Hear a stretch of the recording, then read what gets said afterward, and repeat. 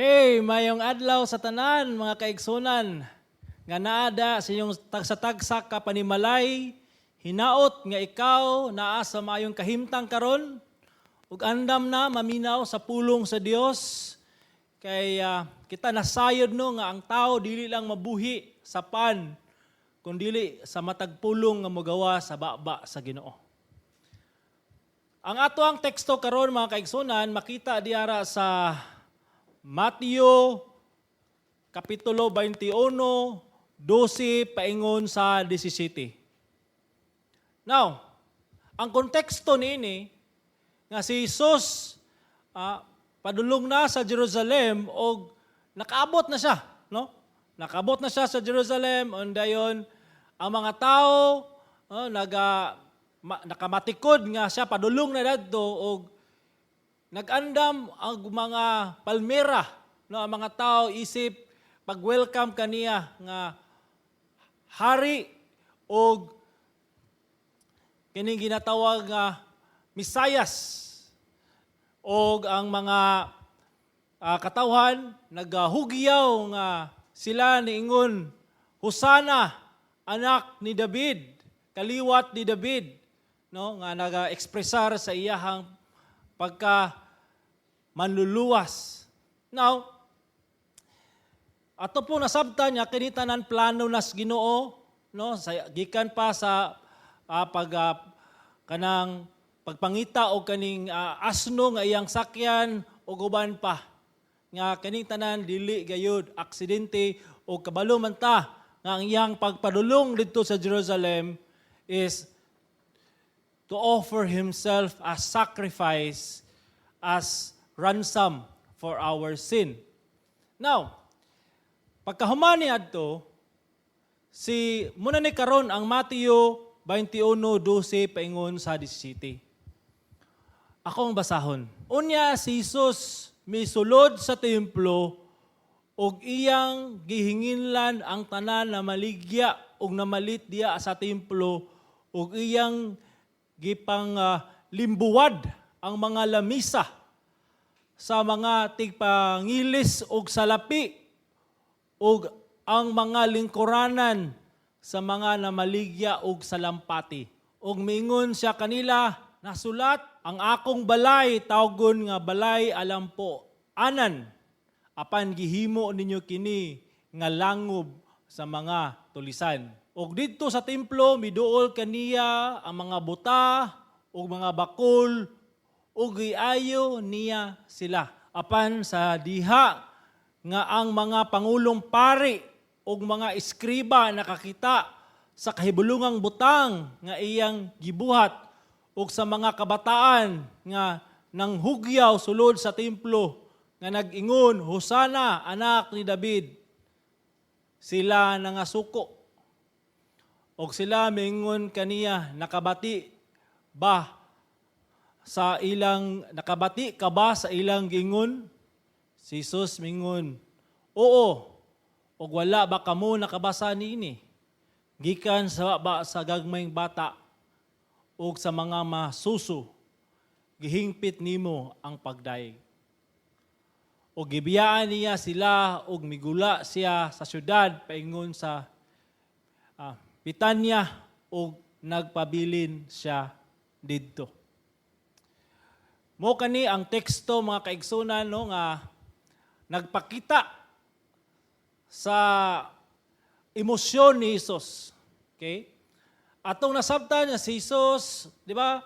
Is a gentle and compassionate and loving and gracious. Muna ang ato ang nakita no sa series nato diri sa Matthew no nga nagpakita gayud nga si Jesus is merciful. But kini karon nga teksto nagpakita pod nga si Jesus nasuko. Muna tagaan natong pagtagad kay usahay manggod kanatong mga tao ang atong panglantaw sa Dios no nga yes, loving, gracious, merciful, but we forgot that God is also capable of being angry. Masuko usab siya. Pero karon atong sabton nga ang kasuko sa Dios, no, adunay ginatawag nga patukuranan na ay rason og atong tan-awon ini nga passage unsay rason nganong si Kristo nasuko. Okay? Now, muna ang titulo karon no nga ang pagpadayag sa kusuko ni Hesus. Nga ang Kristo nga ato ang nailhan dili lang maluluyon, dili lang puno sa grasya. Kristo usab kini nga masuko. Maka-ekspresar sa iyahang kasuko. Now, sa verse 12, unya si Jesus misulod sa templo. So, si Jesus misulod sa templo, isip po sa ka-Hudyo, okay? Nisulod siya sa templo, o sa diyang nisulod siya sa templo, naa siya'y namatikdan. Now, sa dili pa nato na sabton nga kamatuoran nga ekspresyon ni Jesus Christ sa iyang kasuko, ato sang ginatawag nga susihon, unsa man day purpose kining word nga temple, kaning sa templo sa Dios. Matod pa diara sa Isaiah 56 versikulo 7, dadon ko kamo sa akong balaan nga bukid ug lipayon ko kamo dito sa akong templo. Ang inyong mga halad sinunog ug mga halad inihaw dawaton ko dito sa akong halaran. Kay ang akong templo ngalan magbalay alampuanan alang sa tanang kanasuran. So muni ang purpose sa temple sa Ginoo. No nga ang mga tao sa lain-laing kanasuran moadto sa templo maghalad ug magampo. So and to worship God and honor God and serve Him.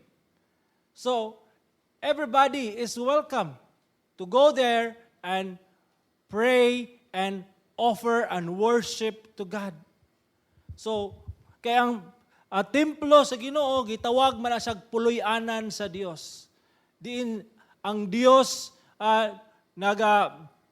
nagapakita no nga siya nagauban ang iyang presence, ang iyang presensya naa sa katawhan. Now, karon unsa man di ay ang namatikdan ni Jesus sa dihang misulod siya sa templo. Di ba? Temple is a place of worship and prayer and offering for sa tanang mga Hudyo or even gali sa dili Hudyo. Now, karon pag-adto niya sa temple, muni ang iyang namatikdan. Daghan og mga namaligya, daghan og mga kaning ginatawag nga mga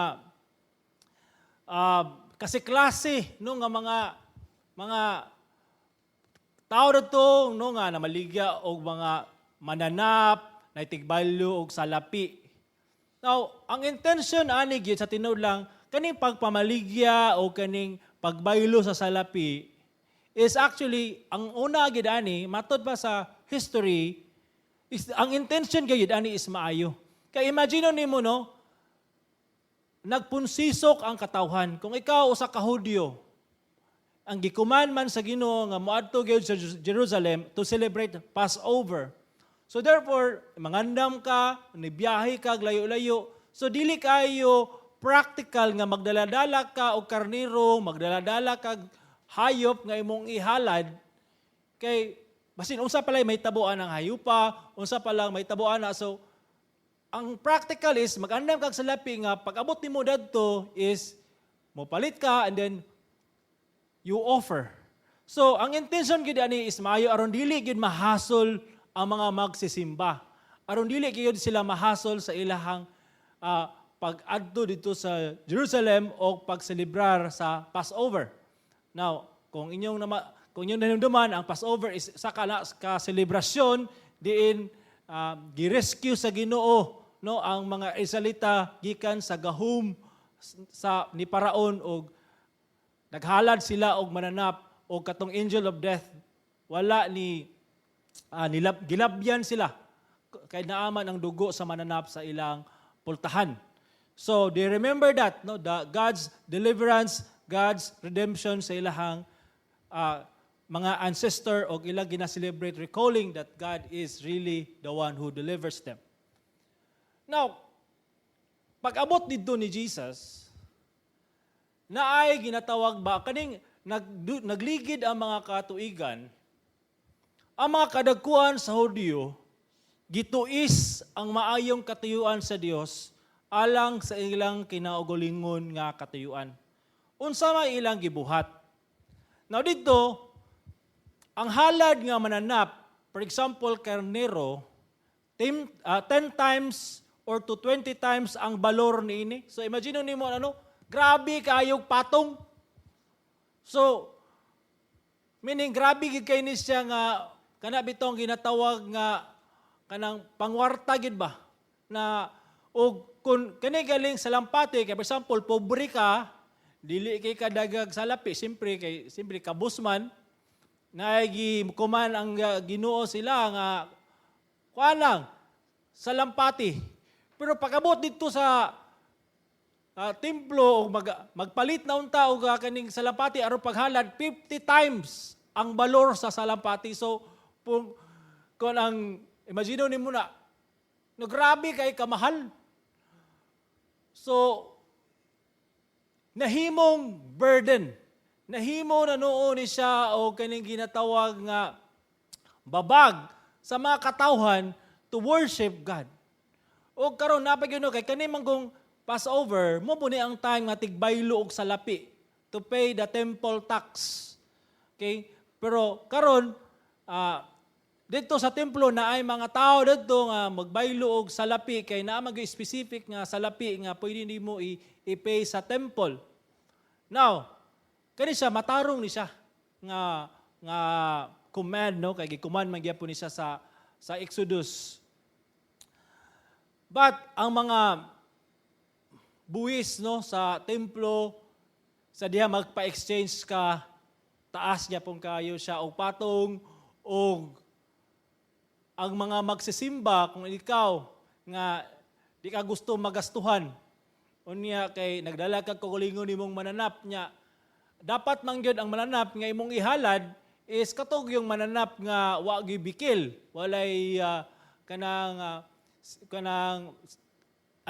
unblemished gyud siya nga mananap no nya before nimo na ihalad imo man na siyang check upon man na kung makapasar ba na or dili. Now, ang uban, tungod kay nakorap sa mga kadagkuan sa mga Hudyo, nga maskin ang imong mananap, dili siya ingon nga walay bikil, pero ilang ingon nga disqualified na imong mananap, dili na pwede ihalad. So palit ka dito na mananap dia. So mapugos yung kag palit, og halad nga mananap nga mas mahal na nun, dako na no gasto niya. Magasto pa kasi mo puloy-anan, dahan ba kay ka og mga so it becomes karon a burden. It becomes a place nga to worship God and pray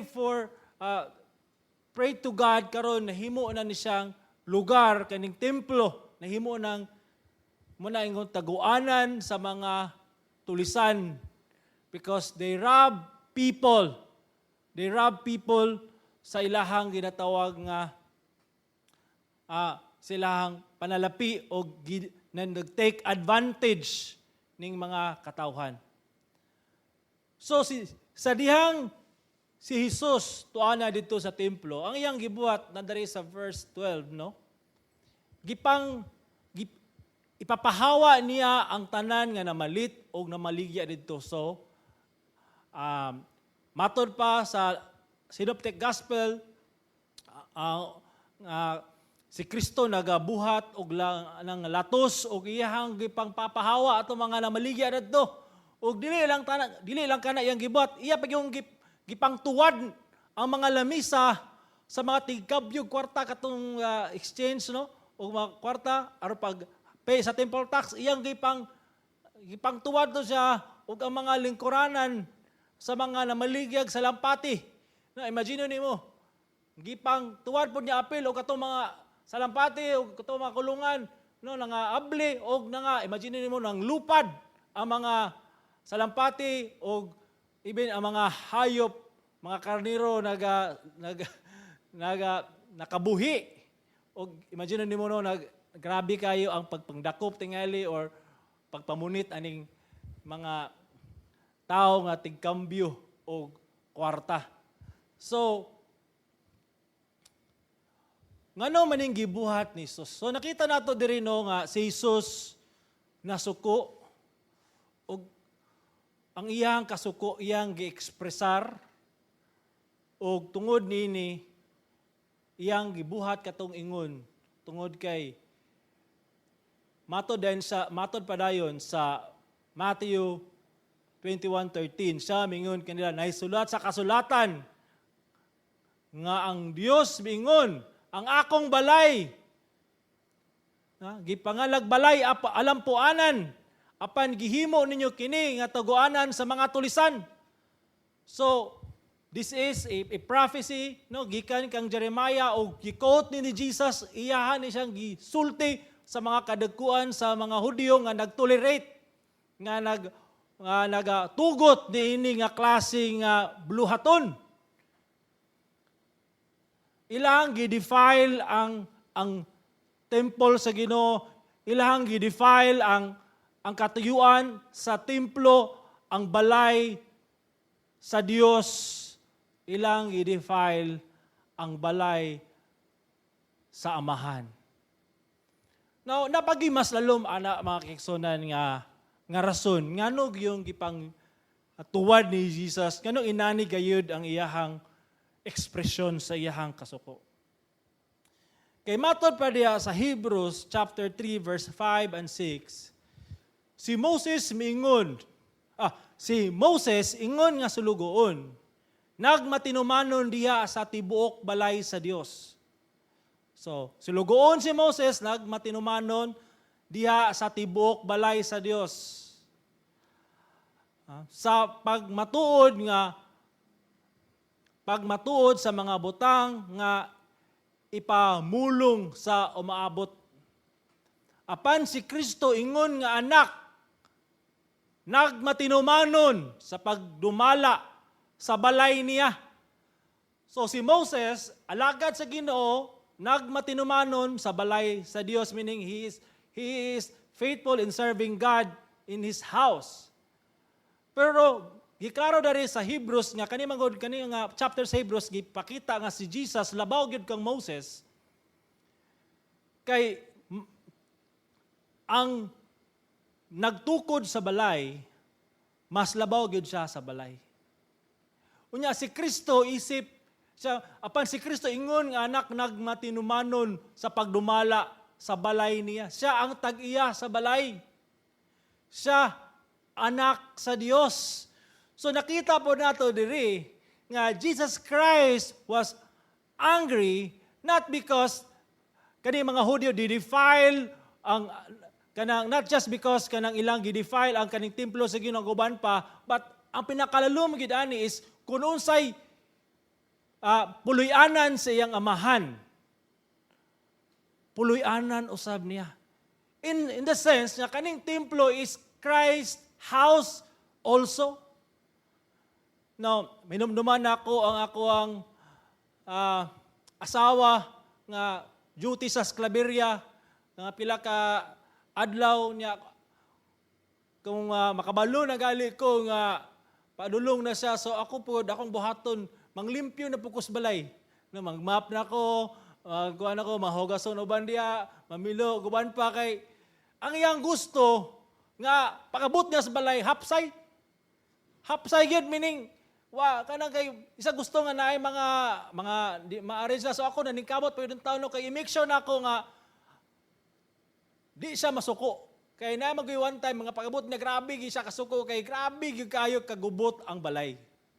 No nga ako pa pasayong lalalang na mas mirmer. Pero di ginapda pwede no nga pasingilan lang pud ang bata. So imagine na ikaw no tag-iya sa balay. Unya na imong katabang, imong gibilinan, nga mga katiman sa balay. Unya, pag-abot ni mo dadto, nanadto mga amiga sa imong katabang, nagtanog Netflix, nag-Facebook, o uban pa diya niya ang mga, di ba? Nagluto sa pagkaon. Kaingon ka nga, maingon ka nga, good job. Good job. Di ba? Isip, tag-iyas balay, masuko juga. Di ba? Kaya kabalo ka nga kanailang, di ba? Dili na siya mo'y purpose. Ganong naala yung balay, kay balay na siya nga, alas pamilya, matulog ka, makares ka, di naman nung kakares ka, ganun, dahan ba na siya nila. So, di ba? So, imagine mo dari nga, Jesus Christ, anger, expresses ang iyahang, di ba, pagkabalaan o ang iyahang pagkamatarong. So, ani nga klase nga kasuko, si Jesus, wala gid siya nakasala. Now, matod pa diri sa ni Dr. Ralph F. Wilson, nga there are times when the lack of anger at great injustice shows a disengagement with reality. It's not that anger, it's not anger that is evil, but what that anger causes us to do that is unrighteous. So, matod pa din ni Dr. Ralph Wilson, ang anger nagpakita o kanabitong engagement kung na kay namatikdan nga great injustice. For example, if you love a child, kung ganahan kag mga bata, you consider nga kani mga bata is precious, they're special, so you love them. So, you will be angry kung naay mga inahan diya nga gipang salib ilang mga bata gipang biyaan as kasagingan gipang lamigasan. Di ba? Or ang uban gipakuha ang bata. Di ba? Nagi kay emotion nga anger ana. Uban gali katong uban nga ganahan og mga animals kanang ganahag iro. Masuko gid sila kaun ang iro, dili pa kanon. Masuko sila ang iro, tamayon kay dog lover, pet lover, pang ano ng mga uban di ang mga agency para antay ani nga mga tao nga mukaog iro. So, kita mga Kristiyano, I hope nga wala na ito nagibuhat ng mukaog iro. Pero kung mukaog magkagiro, ikaw na ibahala sa mong kinabuhi niya. Pero ako lang point, ani mga kaigsunan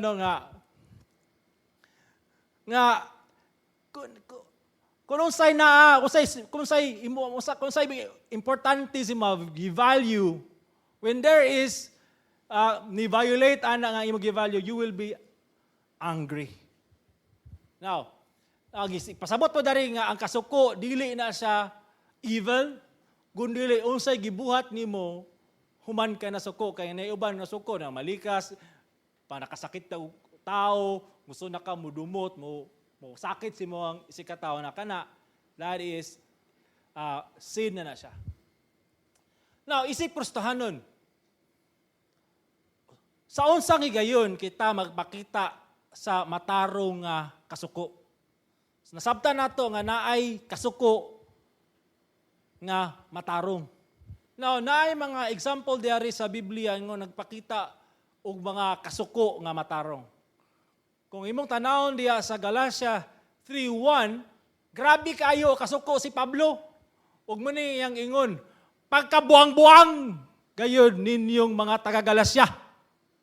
Kinsabay naglamat kaninyo nga unta gisaysaya naman kamo sa daya gayud mahitungod sa kamatayon ni Kristo didto sa cross. Now, kaning word nga buang-buang, dili ni sa ingon nga murabi tawag term nga murag sa tuwa nga context, sa ilahang context, foolish is the one who knows the truth but refuse to believe the truth, or even kani nakabalos kamaturan og ilang gipulihan og bakak og di ba? So may tawag nimo ana. Da buang-buang. Now, kasabaan ni Pablo ang taga Galacia kay ilang gituhan ang kaning gitawag nga gospel nga dili man na mao ang gitudlo sa Ginoo. Dili man na mao nga gospel nga akong gitulo kaninyo. Ngano ni dawat man mo niini. So when the gospel is being attacked, kung ang mayong balita, ang doktrina na gali ang hilabtan, labi na no, ang kanang gospel, ang mayong balita, then we should express anger. We should express kanang gitawag nga, we should stand on what is right. Di ba? Kaya daghan kaayo karon no, mga Kristiyano, murag wala na ipakialam sa kaning gitawag nga doctrine. Ang ilalang, importante nga feel good, madawat nako, matulon, applicable sa kong kinabuhi. Diha ra sila gabase. Pero when it comes to the doctrine, unsa gayud ang maayong balita, unsa gayud ang gisulti sa pulong sa Dios, murag light la kay ta diha. So that's why, as Christians, when the gospel is attacked, when the gospel is being twisted, we must stand on our ground and we must express our emotion. Kini itawag nga righteous anger. Now, ako, in doing that, nga naay mga tao nga nag-expressar og mga nagtudlo og di maayo kay daghan man diha sa Facebook, ako nagkoy ginatawag nga usaw man ako ni aron ko maka counter nila. So tungod kay nasuko ko, naghimo kog vlog The Realist to make Christ known to every home. O sige, I preach the truth. I preach the gospel, the gospel that has been taught by the Lord Jesus Christ. Diba? Kaya sabi ako, wala lang, magtanga rapog ko. So, nadyo kayo mabuhat, no? When there's anger, you will do something that would counter those things that imuhang kanang gitawag nga kalagutan, nga kanang gitawag nga mga false teaching nga nagtuis sa mayong balita. Now, matod pa diri kang Nehemias. Sa Nehemias 5:6, ingon siya diri, nasuko ako pag-ayo sa pagkadungog nako sa ilang pagtuaw niining mga pulunga. So si Nehemiah nakadungog nga ang mga kabus no sa Jerusalem gi abuse. Pagkadungog ana ni Nehemiah, nasuko siya. Nasuko siya sa ginabuhat sa mga Hudiyo, silang kapwa Hudiyo, labi na to mga kabus. Okay, so there's also anger sa mga abuse. So meaning these are godly individuals expressing their anger. Nga naman, kay matod pa diya sa 1 Corinthians 13:6, ang gugma dili malipay sa dautan. Apan malipay kini sa kamaturan.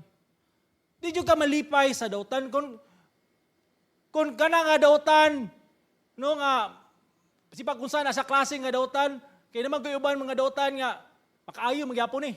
Di ka malipay ana tungod kay you love the truth. If you love the Word of God, if you love Jesus Christ, if you love God, if you love Him, everything that is contrary to His truth, everything that attacks God, attacks Jesus, we should be angry.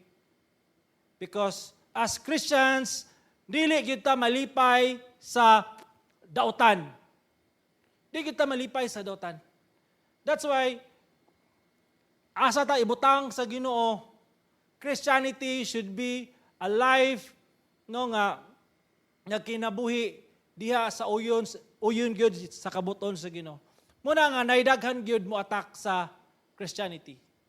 Because dili man kita mo give in kun unsa ilahang gusto. Muna matawgon kag natol pa sa in English nga bigot nga mga close-minded mga tao nga kita no nahimong dautan. But if you love the truth, you love what is right and you will not tolerate evil.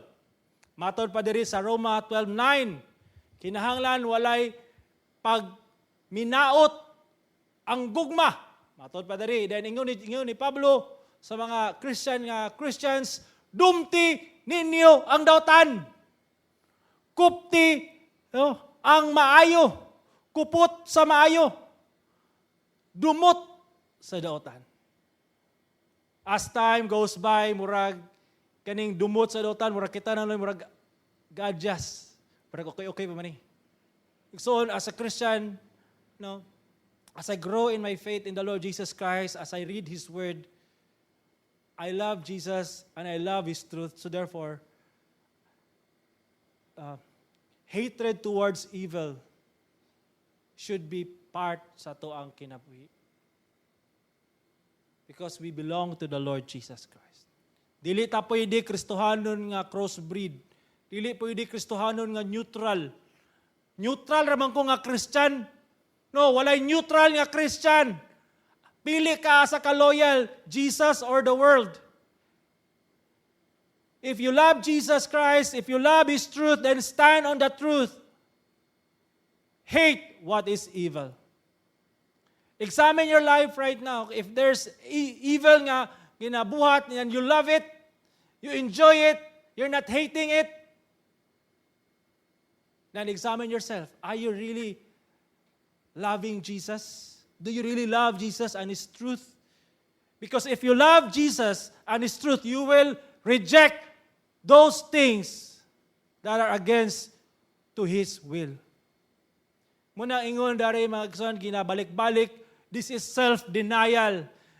This is carrying our cross because we are obeying Jesus. We obey our Master, the Lord Jesus Christ. So sa mga ito natunan na rin, no? Ang sala, dili sala ang kasuko nga pinasikad sa kamaturan o pagkamatarong. Duha gina, pinasikad sa kamaturan o pagkamatarong kaya ang imong response di ay basig nakas kamaturan pero dili pud matarong imong response, no? Pinasikad sa kamaturan o pagkamatarong. Now, balik ta sa istorya. Sa verse 14, Matthew 21 verse 14, ang mga buta o mga bakul miduol kanya dito sa templo o giayo niya sila. Ang gitagag pagtagad sa mga kadagkuhan sa Hudyo is katong mga tao nga makapalit, katong tao nga maka-afford, and of course, katong mutagitagan o accommodate. Pero kini mga buta o mga bakul, muna yung mga tao nga neglected. Muna yung mga tao nga narasdaplin kay kini mga buta o mga bakul dili wala na sila luna. Diya sa templo kay ginadili ni sila nga mag-alagad. Ginadidaan ni sila nga maka-offer because mga butaw, mga bakol na yung mga bikil silang kinabuhi. Na yung mga diferensya silang kinabuhi. Usa pa, wala man po sila ika-afford to offer because they are blind and lame. So usa man po sa butana. Wala sila kwarta, way dada. So walay ka-offer. So usaw man na, nara sila sa daplin. Okay, nara sila sa daplin ng hangyo. Kaluy imi, butami, bakol. Luy ka. Pero tanawa, ang wala gyatiman sa kadagkuan sa Hudyo, nakita na to diri no, when Jesus Christ expresses His anger, dari po na to makita nga Jesus Christ expresses His compassion and mercy. He was angry to those people no nga napakita og hypocrisy, nagdefile no sa templo o nagabuhat og daotan. And ato po nakita diri nga Christ showed compassion to the blind and the lame. Si Kristo nagpakita og sample mo ni siya dapat anyong ginabuhat unta. Muatiman ani nila nga mga sinalikway, mga buta o mga bakol. Imagine ninyo ni mga kaigsunano, Passover ni nagpunsisok ang mga katawan o mo po ning mga time nga mga buta o mga bakol muadto po sa templo kay mo po ni siyang time I believe nga daghan og mga makita nga mga offering, daghan og magpakita kaluoy sila ha. Okay? Pero ang estimated nga mga tao nga moapil sa Passover is 2 million. Okay, and then mga daghan mga mananap no ang mga ipang-offer o ang estimated ana is 250,000 ang mga karnero nga gipang halad. Pero kani mga buta o mga bakol unsa may ilang mahalad? Christ came.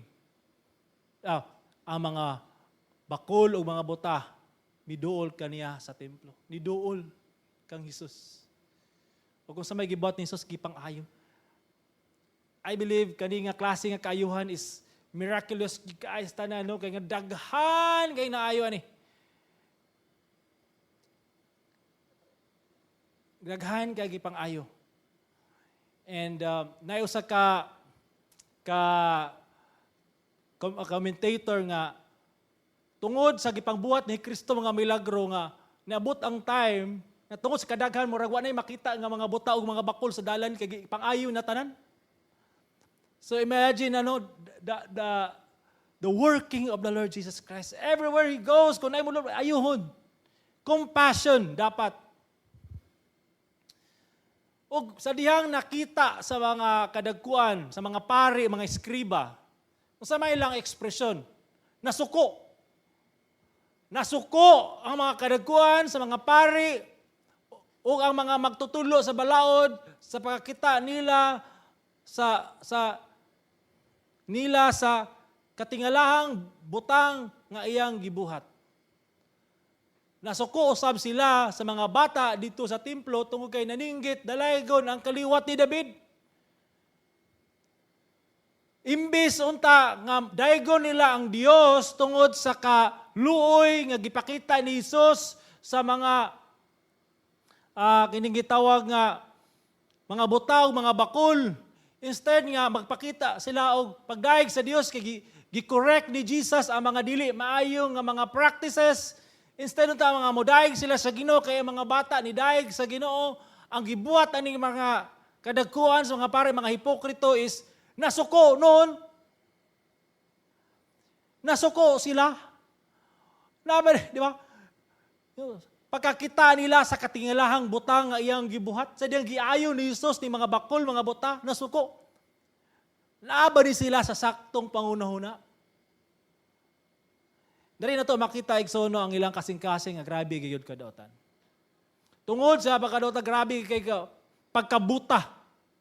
Nga dili nila makita ang buhat sa Ginoo. Dili lang kana nasuko usab sila. Wala lang sila nasuko kang Hesus, nasuko usab sila sa mga bata.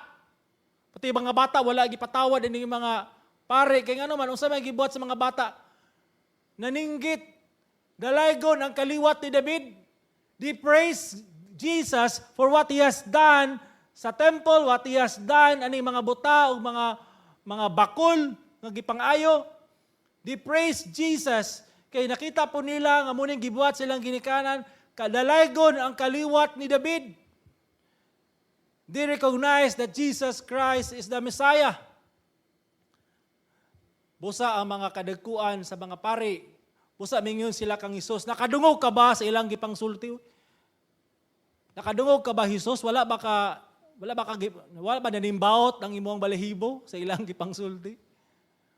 Sa ingon ni Jesus, sila, Hesus mitubag, nakadungog ako. Wala ba dahi kamo makabasa nining bahina sa kasulatan nga nagingon. Ang mga bata o ang mga masuso, gibansay mo sa paghalad o hingpit nga pagdaig kanimo. Gi-correct sila ni Jesus Christ, ipakitaan sila og scripture basis. Now, sa man ang point ni Jesus Christ ari. The praises that these children is doing, wala na nila gidaig si Jesus, but they praise God Himself. Dari gipakita ni Jesus nga siya Dios. Siya gayud ang anak sa Dios. Unya mibiya si Jesus kanila og migula sa syudad paingon sa Bitanya og didto siya mipahulay pagkagabi. Now, unsa may ato ang matun-an ani nga bersikulo iso na passage mga kaigsunan. Ang kasuko ni Jesus nakaangkla sa iyang pagkabalaan ug pagkamatarong. Nakita nato diri nga si Jesus expresses his anger, no? Kana siya nakaangkla sa iyang pagkabalaan o pagkamatarong. Matod pa diya sa Salmo 7, versikulo 11. Matarong ka nga maghukom. Adlaw-adlaw gipakita mo ang imong kasuko sa mga daotan. So kung imong tanawon sa verse 7, chapter 7, verse 11 sa Salmo, nga giilan ni sa salmista nga ang Ginoo maghuhukom, siya righteous judge, o adlaw-adlaw gipakita mo, gipakita sa Ginoo ang iyang kasuko sa mga daotan. So every day God is angry. Angry towards people who are doing evil things. Sa tanang katawan, because all have sinned and fall short of the glory of God, meaning all are evil. And every day, God is angry. Klaro kayo sa Biblia. But gidescribe man po sa Bible, no, He is slow to anger. Kunya sa Habakuk 1:13, ang imong mata balaan kaayo nga mulantaw sa daotan o dili nimo tugutan ang daotang binuhatan. So giklaro po diri no nga tungod kay balaan ang Dios, ang iya mga mata dili niya tugutan ang daotang binuhatan. You cannot tolerate evil. God cannot tolerate evil. And His wrath is always upon those people who have sinned, and kinsama na, all people in this world. The wrath of God is always there. Ang kapungot sa Dios sa makasasala kanunay anaa. Ngunang uban nga naingon nga ang Ginoo loving, God is gracious, God is kind. Yes, but He is also the God of righteousness, and He is holy. Therefore, He hates sin, He hates evil. Matod pa dari ni R.C. Sproul, the holiness of God. God's grace is not infinite. God is infinite, and God is gracious. We experience the grace of an infinite God, but grace is not infinite. God sets limits to His patience and forbearance. He warns us over and over again that someday the axe will fall and His judgment will be poured out. God's grace is not infinite. Nasa'y limit niya, and therefore that's why He always warns us. All have sinned, all are evil and under the wrath of God. How can we escape this wrath? Matod pa diri sa Roma 5:8-9. Apan ang Dios nagpadayag sa iyang gugma alang kanato nga pinagi niini nga bisan sa mga makasasala pa kita. Si Kristo nagpakamatay alang kanato kay karon nahimo man kitang matarong pinagi siyang dugo. Labi pang luwason kita niya. Luwason kita pinay kaniya gikan sa kapungot sa Dios. Imagine nimo na mga kaigsonan. Usara gyud ang pamaagi aron kita may likay sa kapungot sa Dios. Moara gyud ang pagsalig kang Kristo kay kun muto ka, mosalig ka kang Kristo alang sa imong kaluwasan nga siya na namatay sa cross. Aron ikaw mapasaylo ang imong sala. Kaya ang kamatayon ni Isus sa cross mo to, siya mo'y nidawat sa kapungot sa Dios, o ang pagkamatarong ni Isus iyang ihatag kanimo, o ang pagtanaw karon kanimo sa Dios, dili na evil, dili na dautan, because you are now wearing the righteousness of God, and this is the only way for you to escape the wrath of God. Kung dili ka Kristohanon karon, wa kay relasyon kang Isus, embrace Jesus. He is your only hope for the coming wrath of God. Without Jesus, there's no refuge of God's wrath. Believe in Him. Repent of your sin. Because the wrath of God is coming. And as Christians, our comfort is there is no condemnation in Christ Jesus. Because Christ is our righteousness. Let us pray. Salamat kay Ginoo, si mong gugmag kaluoy kanamo. Salamat si mong grasya, salamat sa pagpasabot sa imong kamatuoran. Among ihalad kanimo among kinabuhi. Salamat sa kaluwasan nga among nadawat ng Hesus. Sa imong ngalan among ampo ning tanan. Amen o amen.